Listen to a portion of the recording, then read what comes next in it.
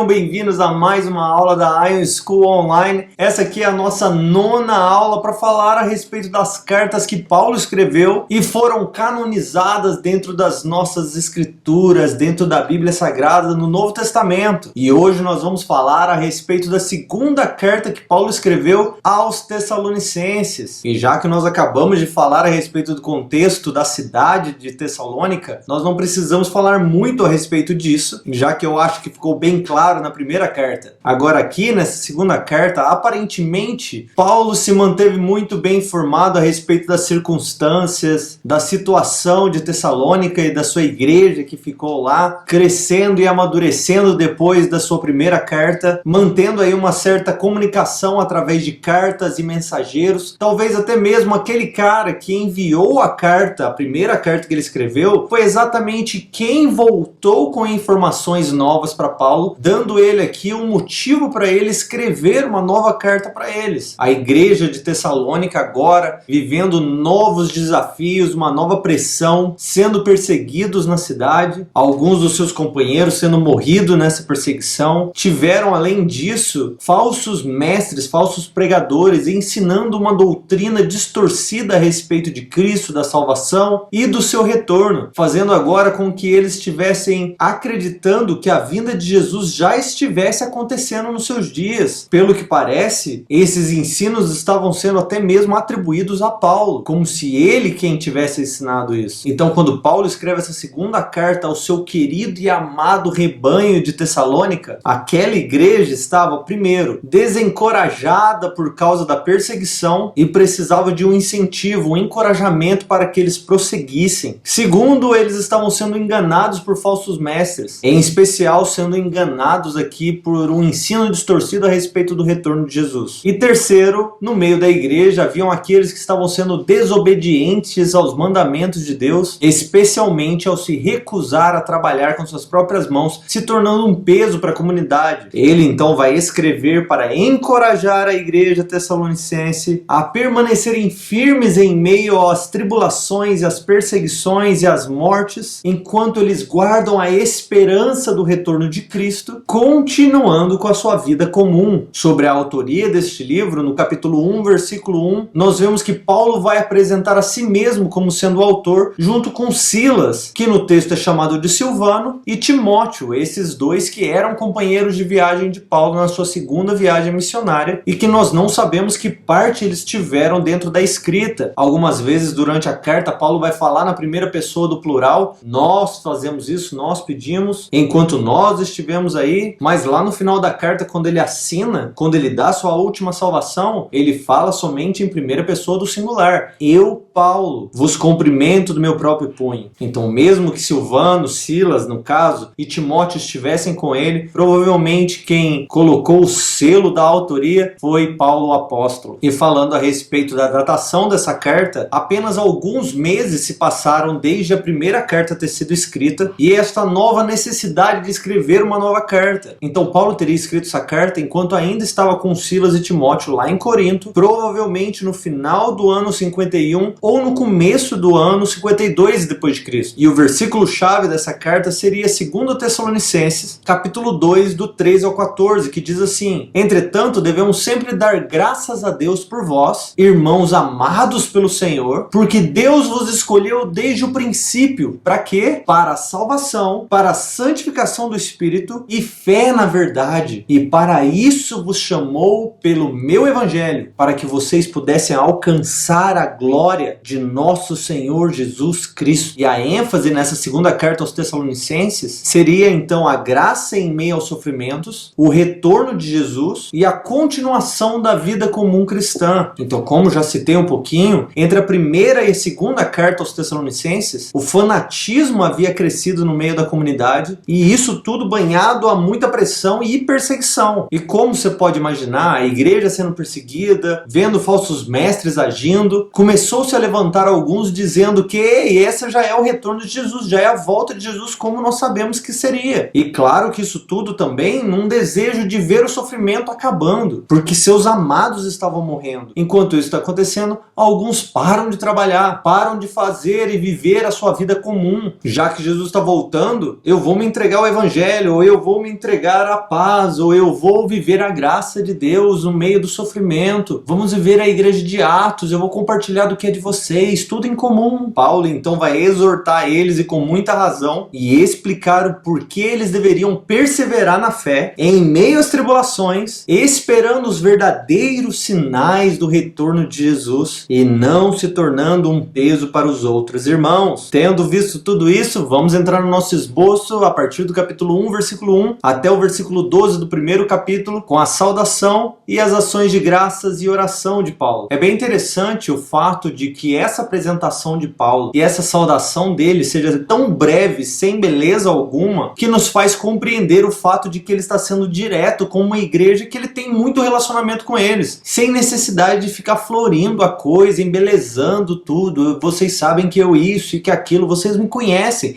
eu conheço vocês. E ele vai direto ao ponto. Então ele vai começar a sua carta, então, como ele sempre começa, dando graças pela igreja para quem ele está escrevendo, que no meio dessa ação de graça do 3 ao 10, ele já dá um monte de indicativos sobre o que ele vai falar no meio da sua carta. O que Paulo deseja aqui é encorajar a igreja de Tessalônica de que esse sofrimento e essa tribulação, essas perseguições que eles estão sofrendo, tudo isso irá passar e Cristo virá exatamente como ele prometeu. E todos esses que perseguem vocês agora, quando Cristo retornar, eles serão punidos por Cristo. Então fiquem em paz, o que é de vocês está vindo e o que é deles também. No verso 5 ele diz assim: isso é prova do justo julgamento de Deus, para que vocês sejam considerados dignos do reino de Deus, pelo qual vocês sofrem. E aí, a respeito desses que estão perseguindo eles, quando Cristo voltar, ele diz assim: quando Cristo voltar, eles sofrerão como castigo a perdição eterna, longe da presença do Senhor e da glória do seu poder, quando naquele dia ele vier para ser glorificado nos seus santos e admirado em todos os que nele creram. Aguentem firme, meus amados. Já já Cristo vai voltar e o pau vai quebrar. Essa ação de graças, então, logo se tornou em oração e já já ela vai se tornar em narrativa. Nos versos 11 e 12 ele diz assim: por isso oramos também sempre por vós, para que o nosso Senhor vos faça dignos do chamado e cumpra com poder todo bom desejo e toda ação que resulta da fé, para que o nome do nosso Senhor Jesus Cristo seja glorificado em vós e vós nele, segundo a graça de nosso Deus e do Senhor Jesus Cristo. Depois do nosso esboço, capítulo 2, versículo 1 até o 12, é onde ele vai falar a respeito do retorno ou da vinda do Senhor. Paulo escreve então essa seção justamente para corrigir aquelas doutrinas, aqueles ensinos distorcidos a respeito da volta de Jesus, começando aqui nos versículos 1 e 2, exortando a igreja de Tessalônica a não se abalar com esses ensinamentos primeiro. Mesmo que vocês não tenham certeza de onde esses ensinamentos estão vindo, se é anjo, se é demônio, se é profeta, se é apóstolo, seja lá de onde está vindo isso, não se abalem com esses ensinos. Vocês já receberam o evangelho, vocês sabem o que vai acontecer, então permaneçam naquilo que eu ensinei vocês, porque Jesus lá em cima não mudou de ideia sobre como vai acontecer o seu retorno, e eu, Paulo, não escrevi a vocês qualquer coisa contraditória ao que Cristo ensinou e ao que eu já havia ensinado antes. No versículo 2 ainda, ele deixa aquele detalhe sobre como havia um sentimento no meio da igreja de que Jesus já estava presente ou estava voltando a qualquer momento. Mas Paulo vai responder a isso justamente ensinando, ou na verdade lembrando eles do que ele já havia ensinado sobre os verdadeiros sinais que vão acontecer antes do retorno de Jesus. No versículo 3 e 4, então, Paulo vai citar esses acontecimentos, esses eventos que, se eles não acontecerem, nós nem deveríamos nos alarmar, nem deveríamos ficar apavorados, porque ainda não aconteceu e ainda não está perto do retorno de Jesus. E estes sinais que Paulo vai falar agora estão em pleno acordo com aquilo que Jesus falou lá em Mateus 24. No verso 3, então, Paulo diz assim: que ninguém vos engane de modo algum, porque isso, quer dizer, o retorno de Jesus, não acontecerá sem que primeiro venha a apostasia e seja revelado o homem do pecado, pecado, aquele, o filho da perdição, que se opõe e se levanta contra tudo que se chama Deus ou é objeto de adoração, a ponto de assentar-se no santuário de Deus, apresentando-se como Deus. Então vamos aqui recapitular o que Paulo acabou de dizer que precisa acontecer antes de Jesus voltar. Primeiro, é necessário acontecer a apostasia. E isso aqui é aquele esfriamento do coração de Lucas 18. É quando muitos irão abandonar a fé. Talvez eu poderia dizer um evangelho falso, uma fé falsa, já que aqueles que pertencem à fé, como Paulo vai dizer aqui nessa carta, eles irão permanecer, persistir, prevalecer. E isso está de acordo com o que Jesus disse lá em Mateus 24, no versículo 10. E segunda coisa que precisa acontecer antes de Jesus voltar é que seja revelado o homem do pecado, o filho da perdição, ou como Daniel, lá no capítulo 9, versículo 27, e Mateus 24, 15, vão chamar de a abominação que causa desolação, ou também a abominação assoladora, que em outras palavras é o anticristo, ou o falso Cristo, ou aquele que é contra Cristo. Aí do versículo 6 a 8, Paulo vai lembrar os Tessalonicenses: eu já ensinei tudo isso a vocês quando eu estava com vocês. E isso que eu estou falando e que eu vou falar não deveria ser novidade para vocês, porque eu fui enfático quando eu estava com vocês. O anticristo está sendo guardado, detido, e ele só vai se manifestar no tempo específico, no contexto certo, quando Deus quiser que ele se manifesta. No versículo 9, então, ele vai dizer assim: a vinda desse ímpio, do anticristo, se dá por meio da força de Satanás, com todo o poder, sinais e falsos milagres, e com todo engano e injustiça. De acordo com Apocalipse 13, o próprio diabo, Satanás, vai dar ao anticristo, ao homem do pecado, o seu poder para que ele venha e haja com todo engano maligno. Mas isso só vai acontecer quando Deus permitir. Paulo, aqui na sua carta, ele não vai nos dizer exatamente o que está detendo o anticristo de ser manifesto, já que os leitores dele sabiam o que estava detendo exatamente, mas ele provavelmente está falando a respeito da mão do Senhor que está detendo, já que é o Senhor que ordena as estações e os tempos, e é ele quem governa até mesmo sobre Satanás. Então, quando ele permitir que Satanás empodere o anticristo e o anticristo seja manifesto, o Senhor vai remover a sua mão do caminho e permitir que ele avance da mesma forma que um dono de um pitbull solta a coleira e fala ataca. Aí o anticristo vai se manifestar com todo engano, com todo mal, com todo ódio, com todo furor contra as nações. Mas o fim desse homem do pecado está no versículo 8, que diz que o Senhor Jesus o matará com o sopro de sua boca e o destruirá com a manifestação da sua vinda. Isso é poderoso. Isso é lindo de se ouvir. Aí do versículo 11 ao 12, Paulo volta a falar sobre essa atuação da injustiça, da impiedade, que já está operando nos dias dele, continua operando nos nossos dias, mas avançando para um dia onde a impiedade vai ser geral ao ponto de gerar a grande apostasia, fazendo assim elevar os seguidores do anticristo quando ele se manifestar. Depois do nosso esboço, do capítulo 2, versículo 13, até o versículo 17, ele vai fazer uma aplicação do que ele acabou de ensinar e fazer uma oração a respeito. Paulo então vai aqui primeiro encorajar os cristãos de Tessalônica, dos versículos 13 ao 14, dizendo que eles deveriam se alegrar e agradecer a Deus que escolheu eles para a salvação. Esse é o versículo chave que nós vimos, porque o Senhor escolheu eles para a salvação e para alcançar a glória do Senhor Jesus. Mas o que isso tem a ver? Tem a ver que ele está fazendo um contraste com aqueles sobre quem Deus enviou o ministério do engano ou a atuação do erro para que eles creiam na mentira. Então louve ao Senhor que o Senhor escolheu vocês para crer na verdade, enquanto o Senhor escolheu eles e enviou contra eles o ministério do erro, e eles vão crer na mentira. Louve ao Senhor por isso, irmãos. No versículo 15, Paulo vai então exortar eles de que eles não mudem de ideia, porque é necessário que eles fiquem firmes naquilo que eles aprenderam de Paulo, tanto enquanto Paulo estava presente com eles, quanto por cartas,